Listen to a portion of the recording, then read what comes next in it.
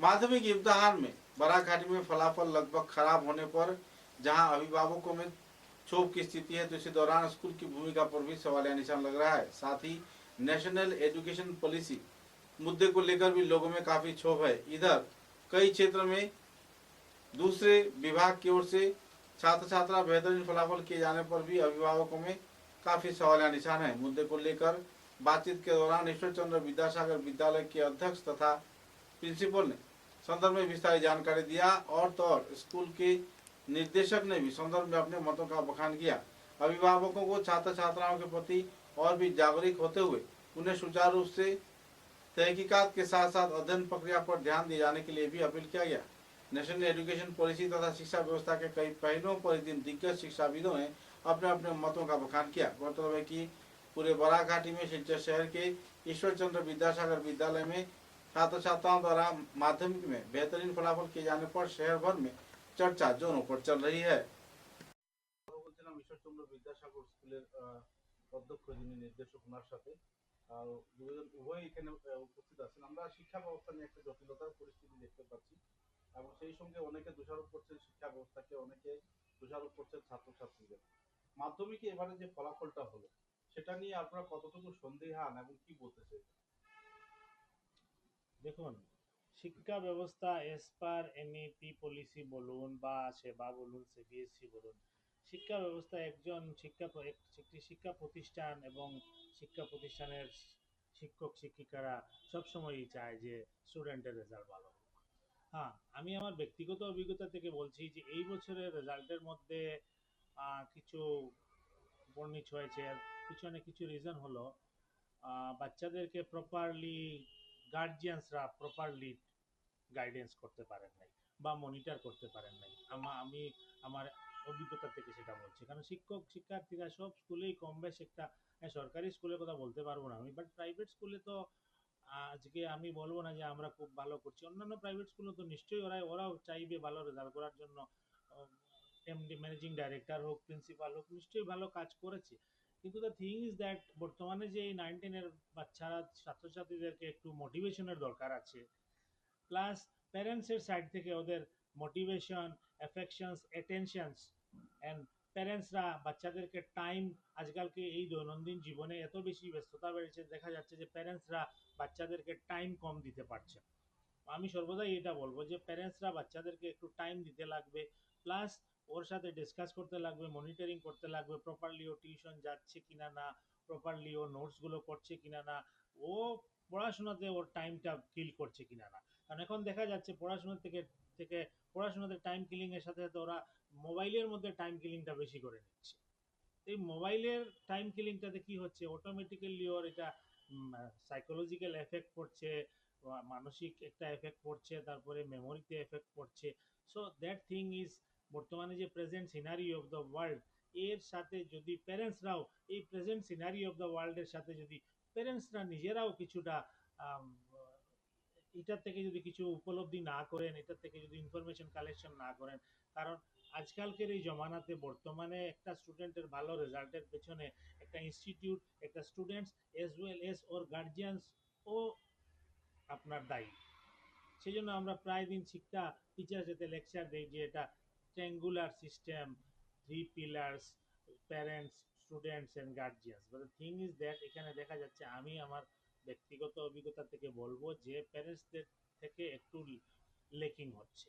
আর শিক্ষক শিক্ষিকারা আমরা তো যেভাবে ভালো করছি অন্যান্য ইনস্টিটিউশনেও ভালোই করছে, ওরা নিশ্চয়ই ভালো করে পড়াচ্ছেন, ওরা চাইবেন বাচ্চারা, কিন্তু দেখা যাচ্ছে বাচ্চারা এত বেশি অ্যাটেন্টিভ না, বাচ্চারা সিরিয়াস নয়।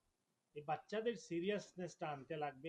এটার জন্য শিক্ষক শিক্ষিকাদের উচিত বাচ্চাদেরকেও কিছু মোটিভেশন করা, যে শুধু খালি আমি কোর্স ম্যাটেরিয়াল দিয়ে দিলাম, নোটস দিয়ে দিলাম, এখানে কিন্তু সীমাবদ্ধ নয়। এখানে এখানে স্পেশালি আমি কি করেছিলাম, আমি আমাদের স্কুলের রেজাল্ট মোটামুটি ভালোই হয়েছে এই বছর।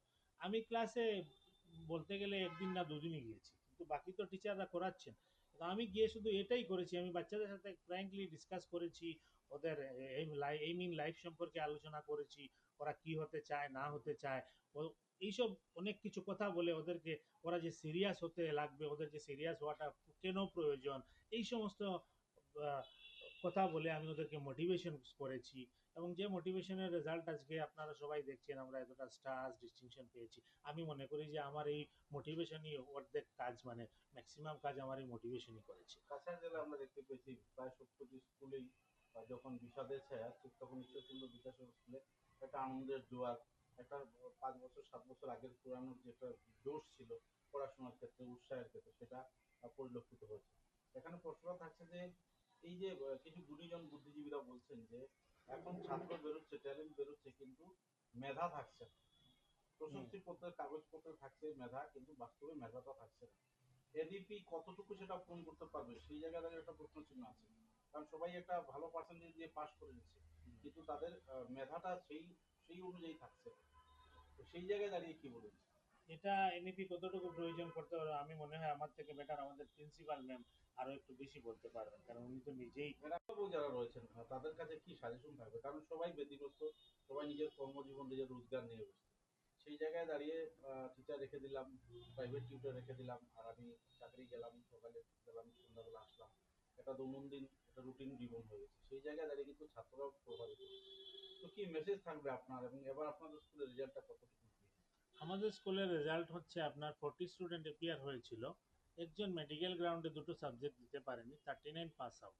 Out of that 32 numbers first division and rest আর second division, and apart from that 56 numbers of total letters, 6টা ডিস্টিংশনস, 5টা স্টার্স। বাট এমনিতে ভালোই হয়েছে, আগেও এরকম হয়েছে রেজাল্ট, বাট এই বছর আমি আশা রাখি নেক্সট ইয়ারে হয়তো আমরা খুব সম্ভব 10 নম্বরের ভিতরে, অল আসাম 10 নম্বরের ভিতরে আমরা স্থান করে নেব। আমরা চেষ্টা করে যাচ্ছি আজকে 2-3 বছর ধরে, বাট একটুর জন্য মিস হচ্ছে আমাদের। বাট এবার আমরা আশা রাখি যে আমরা স্থান পেয়ে যাব এই বছর নেক্সট এক্সামে। আর অভিভাবকদের প্রতি কি মেসেজ? বাকি আমি যদি অভিভাবকদেরকে বলতে চাই, তো আমি রিকোয়েস্ট করবো, আমি আমার আমাদের স্কুলে আমি মিটিংয়ে সবসময় কথাটা বলি, দেখুন বাচ্চাদেরকে আপনি যাই করুন না কেন, একটু যদি আপনি বাচ্চার সাথে কমিউনিকেশন গ্যাপ হয় আপনার, এইটাতে কিন্তু আপনার বাচ্চার এই ক্যারিয়ারে প্রভাব পড়ছে, রেজাল্টে প্রভাব পড়ছে। যে কোনোভাবেই আপনি একটু টাইম, যে কোনোভাবে টাইম একটু বের করতেই লাগবে ওর বেটারমেন্টের জন্য। কারণ আপনি কষ্ট করে পয়সা দিচ্ছেন প্রাইভেট স্কুলে, প্রাইভেট টিউটরের টাকা দিচ্ছেন, কিন্তু যদি সেই টাকাটাই প্রপারলি কাজে না লাগে, তাহলে আপনি এই যে কষ্ট করে টাকাটা দিচ্ছেন সেটা তো আপনি রেজাল্ট ওরিয়েন্টেড হচ্ছে না। তাই আমি অভিভাবকদেরকে রিকোয়েস্ট করব যে আপনারা এনি হাও বাচ্চার সাথে কমিউনিকেশন গ্যাপ যেটা আছে সেই দূরত্বটাকে কম করুন, এবং টাইম, বাচ্চাদেরকে একটু টাইম দেওয়ার চেষ্টা করুন, বাচ্চার সাথে কথা বলুন, ডিসকাস করুন কি হচ্ছে না হচ্ছে, অ্যাটলিস্ট ½ 1 ঘন্টা যতটাই সময় পারেন আপনি করুন।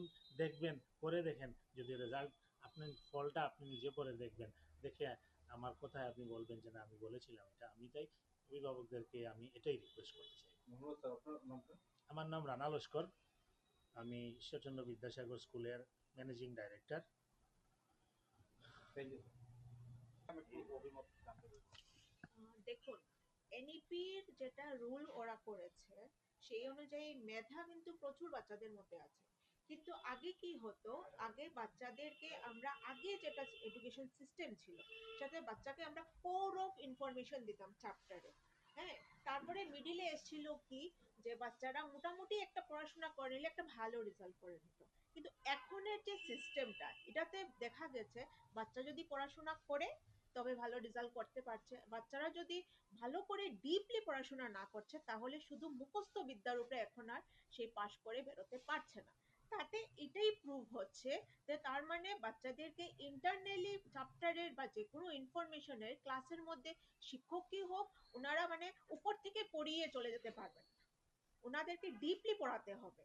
তাকে তার জন্য এবার কিন্তু এখন বা 2 বছর বা 3 বছর থেকে আমরা দেখতে পাচ্ছি আমাদের বোর্ড দুইটা পার্টে পরীক্ষা নিচ্ছে, একটা অবজেক্টিভ পার্টে পরীক্ষা নিচ্ছে, একটা ডেসক্রিপটিভ পার্টে পরীক্ষা নিচ্ছে।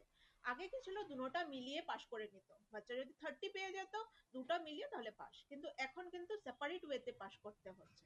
তার মানে এটাই বোঝা যাচ্ছে যে বাচ্চা যদি মানে ইন্টারনাল যে ডিপলি যেটা অবজেক্টিভ টাইপ কোশ্চেন আসছে সেটা কিন্তু মুখস্থ দিয়ে হয় না, চ্যাপ্টারের ডিপ নলেজ থাকতে হবে, তখনই কিন্তু বাচ্চা এটাও করতে পারবে। আবার এখানে ডিমেরিটসও আছে, বাচ্চা অপশনাল আছে, বাচ্চারা তুক্কা লাগিয়েও পাস করতে পারছে, এটাও একটা ডিমেরিটস আছে। তো ডিমেরিটস পজিটিভ নেগেটিভ দুটোটার মধ্যেই আছে।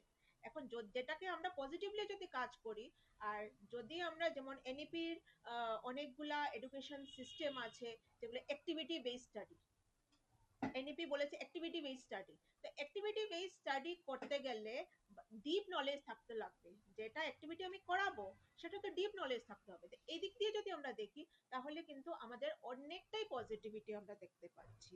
আবার কিছু কিছু বাচ্চারা আছে যারা এভারেজ বাচ্চা আছে, লোয়ার এভারেজ বাচ্চা আছে, এরা কিন্তু মানে আটকা পড়ে যাচ্ছে পরীক্ষার মধ্যে। তার জন্যই কিন্তু আমাদের কি হচ্ছে, গভর্নমেন্ট স্কুলগুলোতে যে মানে রেজাল্ট গুলো খারাপ হচ্ছে, সেটার কারণ একমাত্রই হলো গিয়ে গার্জিয়ান লেভেলটা।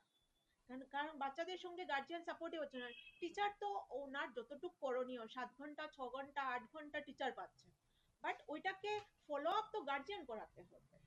সেটা এটা আমার টোটালি ব্যক্তিগত মানে ভাবে এক্সপিরিয়েন্সটা আমি শেয়ার করছি। হ্যাঁ, আমি যেটা মানে জিনিসটা ফিল করেছি, যেটা যেটা আমার অনুভূতি সেটাই আমি শেয়ার করছি আপনাদের সাথে।